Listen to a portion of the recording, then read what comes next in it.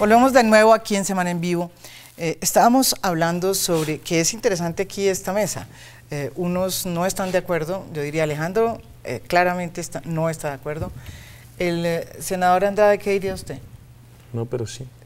No, pero que no está, no, que sí está de acuerdo, pero no con las vías de hecho, no a través de las vías de hecho.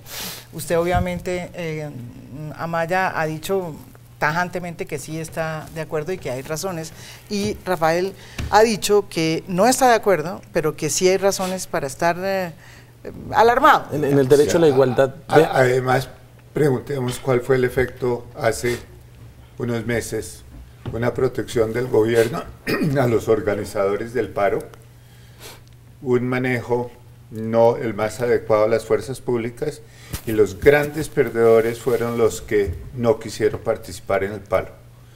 Los agricultores de Meta Casanare y la pérdida de sus cosechas de arroz, los agricultores de papa, la zona de Boyacá, una zona de emergencia que hubo que declarar por el ICA por emergencia sanitaria, la pérdida de la producción de leche, 800.000 litros en Chiquinquirá, Simijaca, Guatés y Paquirá.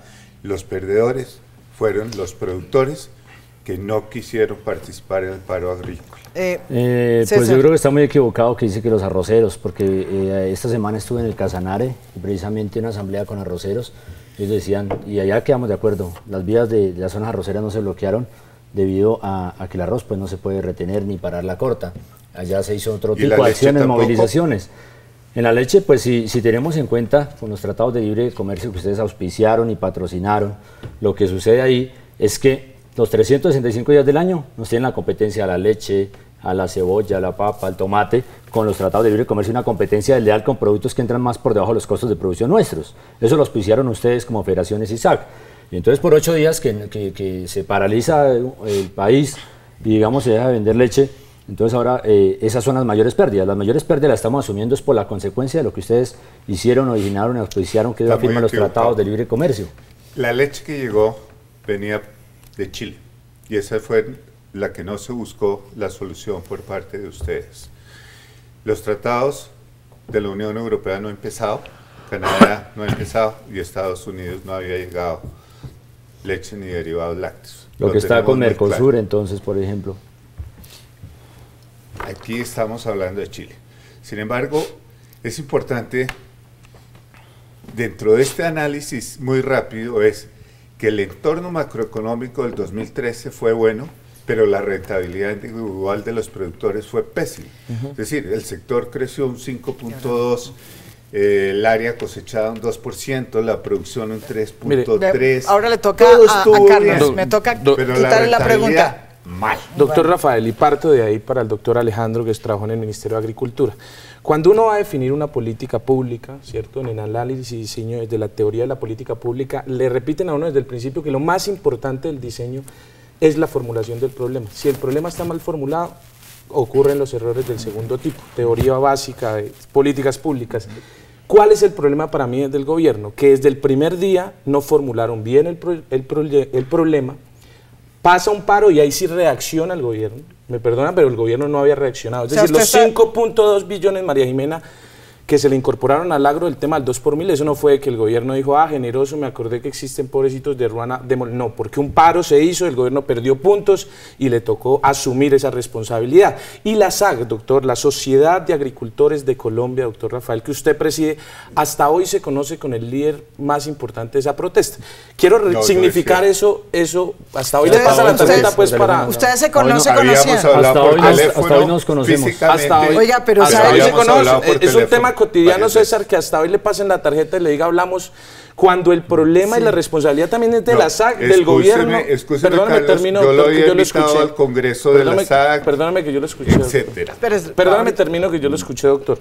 Instalan un gran pacto agropecuario sin los líderes campesinos con las gremios que ustedes, con todo el respeto, lo digo, doctor Rafael, ya no representan a los agricultores pequeños, esos mismos que no tienen rentabilidad y por lo cual el diálogo se ha hecho con las personas equivocadas. No digo que ustedes no participen, pero era muy importante la participación de los líderes y por eso se le advirtió al ministro de Agricultura, hasta que con cacerola yo le dije al ministro que tenía que vincular a los paros y hasta 2 días antes se fue para Tunja o no, César, a ver si se hablaban del problema. Es decir, este gobierno reacciona después que sucede un paro. Alejandro, ¿por qué reacciona el gobierno después de un paro de esa manera? Ahí hay un error de percepción también, mira. O sea, César decía una cosa que me parece o sea, si nosotros no reaccionamos, si no utilizamos las vías de hecho como se utilizaron en ese momento, no nos habían puesto atención. Eso es lo que acaba de decir él. No, es que el paro, por supuesto, es una situación de hecho que cambia todos los parámetros públicos del problema agrario. El paro, por supuesto, es una inminencia, es una situación que aparece en los medios, que aparece en la política de repente, pero, por ejemplo, se sabía desde 2 años antes, cuando comenzamos la discusión del tema agrario en La Habana, se sabía que el país tenía que prepararse para un gran incremento presupuestal para el sector agrario. Eso ya se sabía, se había discutido con el Ministerio de Hacienda, se estaba preparando. Entonces, la destinación del impuesto del 4 por 1000 para el sector agrario no vino como respuesta a los paros. Era una preparación que se estaba haciendo presupuestal y un acopio. Desde mucho tiempo antes se estaba hablando de eso. Doctor Andrade, usted es senador y sabe que eso no es cierto. No, mire, don Alejandro, su merced dice que esa plata entonces la dieron por naturaleza. Si usted mira, el presupuesto del agro en Colombia el año pasado era más o menos 2.2, con el PIB cafetero creció alrededor de 2.6, un poquito más. ¿Y qué tenía presupuestado el gobierno para este año? Bajarlo a 1.8, menos del 1% del presupuesto de la nación. Si no es por el paro agrario, no la suben a 5.2, no dan el 2 por 1000. Entonces, el mismo gobierno lo dijo en las mesas. Entonces no diga que es que porque hay una negociación en La Habana y tienen toda la buena voluntad del gobierno. Así no es. Y otro tema que usted se refiere, que aquí todo simplemente es por la organización de la tierra, que tiene que ir allá y no hacer una política agraria primero. Pues mire, ¿qué saco yo con tener tierra si no va a tener que comer? Cuando salgo a vender mi comida que sembré en esa tierra, la saco, la vendo por debajo de los costos de producción, quedo endeudado con el banco y la tierra se la termina quedando el gobierno y luego le meten a esa tierra a extraerle los recursos naturales. Esa es la jugada que nos están haciendo. Aquí no solo el problema es de tierras, esto es una política agropecuaria para Colombia. Obviamente el problema de tierras es inmenso, es grandísimo, pero necesitamos una política agropecuaria. Ahora algo que dijo el doctor Mejía al principio. Me pasaron varios años, casi 100 años ahí en la SAC, para que usted hoy concluyera que no hay políticas públicas para la parte agropecuaria en Colombia. Su merced lo estaba diciendo al principio. Yo sí veo que aquí había una falencia de las federaciones, de la Sociedad de Agricultores de Colombia. Y si hubieran obrado bien, yo creo que el agro no hubiera colapsado en Colombia. O sea, que no han hecho el trabajo bien. Al contrario, en vez de representar al gremio campesino verdadero, fue al lado del gobierno, son siempre gobiernistas, alcahueteó todos los tratados de libre comercio y nunca tuvo en cuenta al campesino. Y el gobierno dice, nuestros representantes interlocutores son la SAC y son las federaciones. Mire, ¿por qué no aclaramos varias cosas? En primer lugar, la SAC no propuso los tratados de libre comercio, sino el gobierno los propuso y los implementó como sumo política. Y ustedes fueron los que estuvieron ahí hablando por el campesinado. Déjeme que yo no lo interrumpí. Entonces, César, ¿qué hizo la SAC? Buscar lo mejor para el sector. Usted habla de rentabilidad de pequeños. La rentabilidad está mal para pequeños, medianos, grandes. Usted habla de que no nos conocíamos. No nos conocíamos. Pero ¿qué hizo la SAC cuando usted empezó? Yo lo llamé por teléfono y yo le mandé toda la información que usted quiso a los 2 correos que me entregó. ¿Por qué? Porque creíamos que con toda la información que tuviera podían tomar las mejores decisiones. Nosotros la única que nos invitó, nos envió un solo correo con lo del pacto agrario y la única bibliografía que se podía consultar era la que ustedes habían escrito y habían gestado. O sea que uno no tenía derecho a las investigaciones que ha hecho o ojalá algo de una universidad que hubiera servido o algo, solamente la bibliografía de la SAC y nada más se podía meter de temas. Eso no es cierto porque yo le puedo garantizar y demostrar públicamente la cantidad de documentos sobre el sector que se le envió para que pudiera tomar las mejores decisiones. Pero aquí creo que es importante, María Jimena, no hablar del pasado, sino buscar en una política incluyente cómo debe ser la política agraria de Estado que debemos construir entre pequeños, medianos, grandes. agricultura familiar, campesinos, agricultores, productores pecuarios, todos si queremos que el país salga adelante.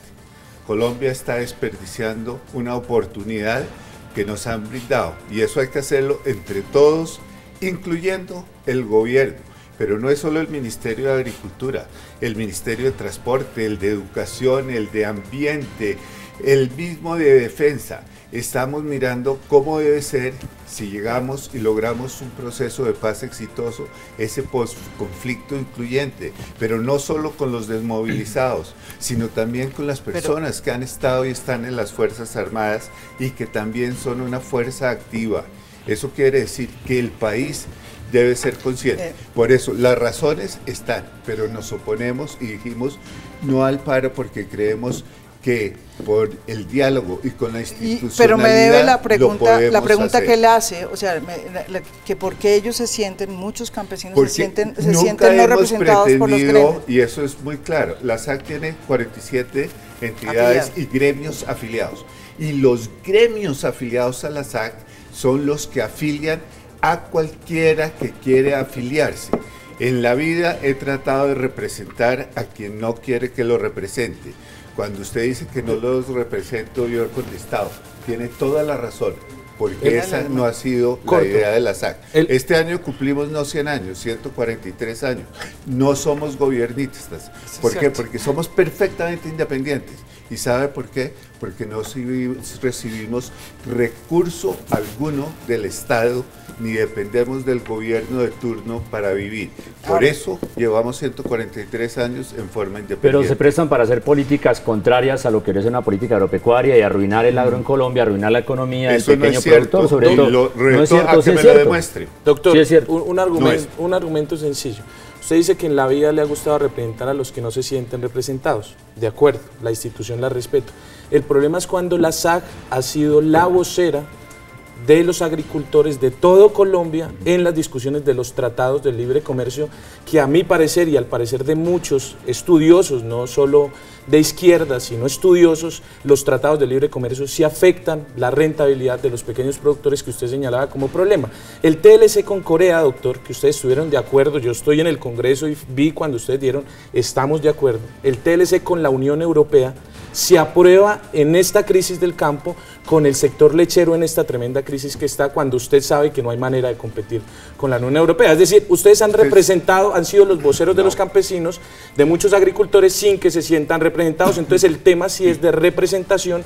Y un punto adicional, el tema es que esto ya está sobrediagnosticado, es decir, todo el mundo sabe cuál es el problema del agro, el problema es que no se ha solucionado nada, y desde el 16 que se firmó el último, desde el 16, perdón doctor Alejandro, que se firmó el última acta, hasta hoy los campesinos, insisto, en lo cotidiano y lo concreto y lo pragmático, siguen teniendo problemas de insumos, problemas de créditos y problemas de baja rentabilidad. María Jimena, volvemos aquí después de esta pausa, no se vayan, estamos en Semana en Vivo. El debate sigue, no se vayan.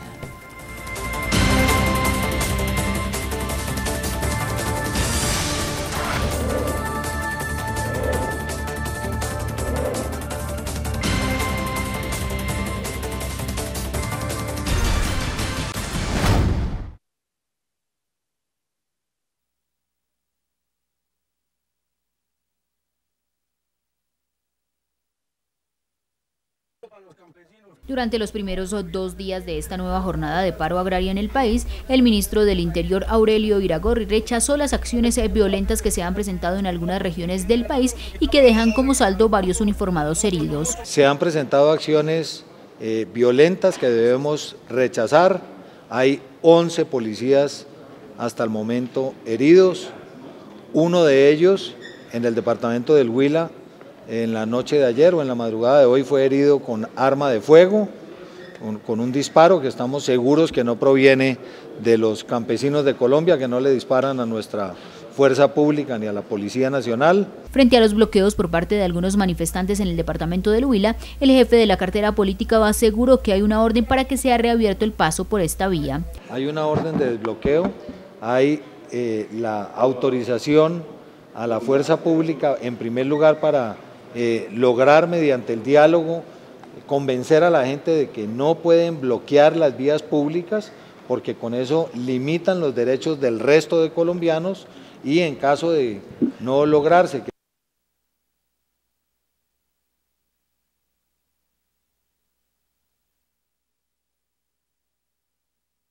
el problema cuando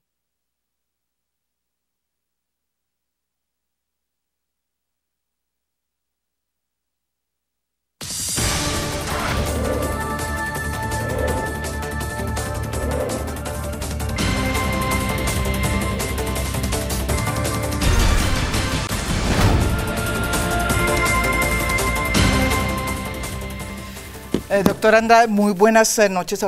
Estamos de nuevo aquí en Semana en Vivo. Estábamos en medio de una discusión que tenía usted tenía la palabra, doctor Andrade. Sí, yo quiero contar lo siguiente. Sí es cierto el planteamiento de César y de Carlos de que el gobierno se movió a incrementar el presupuesto del sector agropecuario. Desafortunadamente por el paro, ese es un hecho. Se cambió innegable. La reforma tributaria.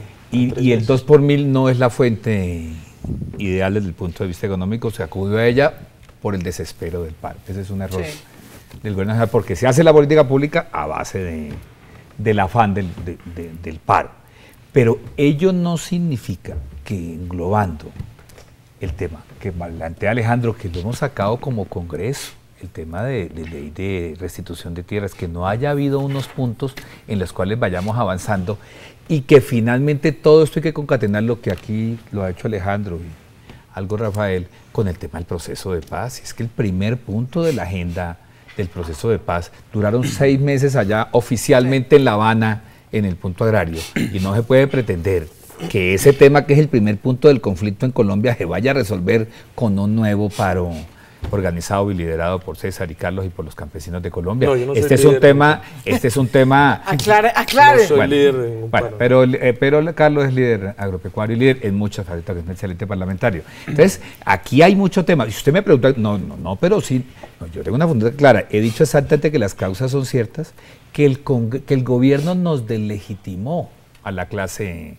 parlamentaria, porque yo con el doctor Rafael, con el doctor Robledo, hemos hecho debates paneleros. ¿Cómo así que los delegitimó? Claro, nos delegitimó como voceros, porque el Congreso fue el escenario de debates paneleros, arroceros, cafeteros. Alianza Pacífica. Alianza Pacífica, y nunca el Congreso fue escuchado por el gobierno nacional en establecer políticas y en incrementar partida. Y si algún damnificado hubo, aparte de los campesinos, fue el liderazgo político del Congreso de Colombia, que lo vinimos a padecer en el pasado debate electoral. Lo sufrimos en carne propia con votos. Así que María Jimena, sí tenemos claro lo que pasó. ¿No votaron por ustedes? Claro, perdimos mucha votación en las sectores. Pero por líderes campesinos tampoco votaron, o sea, eso no es un problema. No, pero si usted no pero nosotros por ustedes. Nosotros fuimos damnificados y la votación se dispersó, María. Ahora, ello no significa que un tema, que yo alcancé a hablar con César, con quien tengo la primera vez de conversar. ¿Tampoco se conocían? Sí, claro que nos conocíamos, pero no teníamos el momento de dialogar. Lo que no significa, María Jimena, es que el tema de cómo vamos a solucionar el tema de insumos, cómo vamos a solucionar el tema de la gran cartera, cómo vamos a renegociar los tratados, se cayó el de Alianza Pacífico, lo que hay ahí, lo que hay de la Ley de Desarrollo Rural que está en ciernes, lo vayamos a resolver a 3 semanas de elección presidencial mediante un nuevo paro. Toquemos el tema de Rafael Mejía, que dice que crédito oportuno, suficiente y barato. ¿Cree que no hemos pedido y hemos hablado al respecto? Es que mire, nosotros no armamos un bochinche para que nos tengan que oír, porque estamos buscando el mejoramiento y la reducción de la pobreza a través de la institucionalidad. Eso de la pobreza y la pobreza extrema, en el año 2012 yo fui lo más crítico porque la brecha entre lo urbano y lo rural se había crecido. Sin embargo, esa pobreza, esa brecha entre el 2012 y 2013 se redujo del 13.8 al 10.5. Pero la tesis suya, ¿cuál era? Que era que usted no estaba de acuerdo con la propuesta que tienen o que han planteado, con la exigencia es que lo dice como si nunca el sector privado hubiera buscado lo que son créditos oportunos, suficientes, baratos, de fomento, y no los créditos comerciales, el Banco Agrario o a través de Finagro. Mire, el crédito en Finagro, el 88% de las operaciones son a pequeños productores. Entonces, aquí no se puede decir que hay un favoritismo al mediano o al grande. El otro, pobreza extrema. Usted sabe que se redujo de 13.5 a 5.2 la brecha entre lo urbano y rural, y yo creo que tanto ustedes, nosotros, el Congreso, dentro de eso el Senado, la Cámara, estamos buscando reducción de esa pobreza y reducir esa brecha entre lo urbano y rural si queremos que el campo tenga un futuro. Venga, doctor, yo no sé usted por qué habla de pobreza y muestre unas cifras. Yo creo que usted no sabe lo que es pobreza. Usted de verdad fuera al campo, ustedes se dedicaron fue solamente a estar aquí en las oficinas. Usted no sabe lo que es un campesino de verdad. Le dan un crédito, usted habla crédito oportuno y justo y todas esas cosas. ¿Para qué le dan un crédito si no le aseguran el precio de venta? Cuando sale a vender, el gobierno le pone la competencia importada, la competencia con la comida importada, con el mismo contrabando y no hace nada. Pues lo meten a uno en la pobreza y cada vez más grande la brecha entre ricos y pobres. Y sus cifras, veré, discúlpeme, yo no lo he interrumpido, sus cifras suenan muy bonitas, muy hermosas, pero usted no sabe, cuando usted pierde todas esas oportunidades, le toca salir de sus ganados, de su vaca, de un toro, para tratar de pagar una cuota y a ver cómo vuelve a sembrar, y entonces con qué manda el niño a estudiar, con qué le compra un par de zapatos, eso no lo miran, pero cuando está ya usted solamente al lado del gobierno, alcahueteándolo el libre comercio, sin ver si Colombia no era competente para ese libre comercio, y usted ayudó a consumir a los campesinos en la pobreza. Le voy a decir una cosa, ahora, no todo es plata, no todo se arregla con plata aquí en Colombia, necesitamos la voluntad política del gobierno. Usted lo sabe que hay acuerdos que no, por ejemplo, para renegociar tratados de libre comercio, al menos ponerle las medidas de protección. La política energética, cómo está acabando con el medio ambiente y cuándo usted ha dicho algo. Entonces, la verdad que mire, usted no está hablando por el campesinado y no creo que tenga legitimidad para decir que es pobreza, porque usted la ayudó a generar en Colombia. Ya ahorita César, te doy a ti la posibilidad. Yo quiero decir dos cosas. Mire, una, las preocupaciones que han manifestado los promotores del paro son casi todas preocupaciones de rentabilidad. Entonces, por eso critican los tratados de libre comercio, el costo de los insumos, el precio de los productos, las cadenas de intermediación y el contrabando. Muy bien. Por supuesto que en las condiciones actuales el productor agrario en Colombia no es competitivo a nivel internacional. No somos competitivos. ¿Por qué? Porque tenemos unas productividades bajísimas. Porque nos faltan los bienes públicos como vías terciarias, como salud y educación básica, como oportunidades de inversión rural. Miren, el primer sesgo antirrural en Colombia, ¿saben dónde se origina? En el municipio. Los alcaldes y consejos municipales invierten los recursos del municipio en el casco urbano del municipio y casi siempre en la plaza principal, y no se salen hacia los corregimientos y las veredas. En Colombia nadie atiende al sector rural, salvo las entidades agrarias del Estado. Pero los municipios y los departamentos viven de espaldas a sus campesinos y al sector rural. Colombia no es competitiva en lo agrario. Y los institutos también con unos serios Y los problemas. institutos están muy deteriorados institucionalmente. Ahora, esos problemas del campo estructurales, de fondo, de verdad, fueron los problemas que tomamos en la mesa de La Habana, y yo estuve los 6 meses asesorando la delegación del gobierno. Los tomamos para solucionarlos ahí.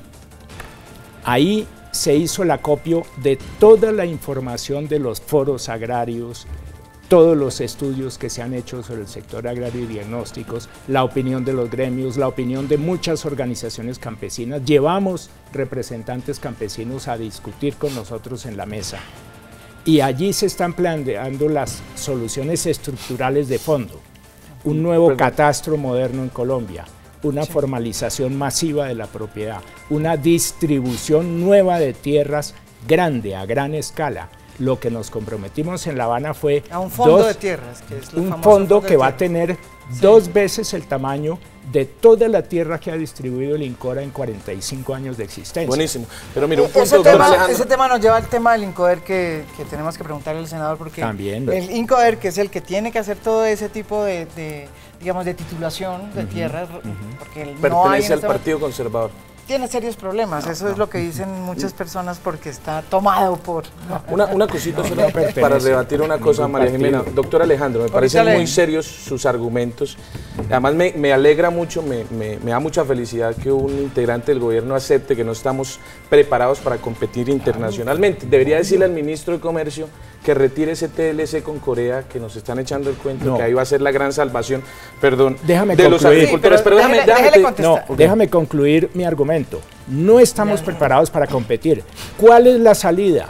¿Cerrarnos al comercio internacional? De acuerdo. ¿Cerrar el país? ¿Volvernos autárquicos? No, la salida es hacia adelante. Colombia puede ser un país muy grande y desarrollado económicamente, pero hay que invertir en los bienes públicos para ser competitivos. Pero después de eso, sobre comercio no tiempo para prepararnos al menos, porque no nos dieron tiempo para prepararnos. ¿Cómo nos vamos a preparar? Después de esta pausa, volvemos, doy la palabra aquí al representante Amaya, al doctor Rafael Mejía y al senador. Senador Andrade también va a respondernos aquí.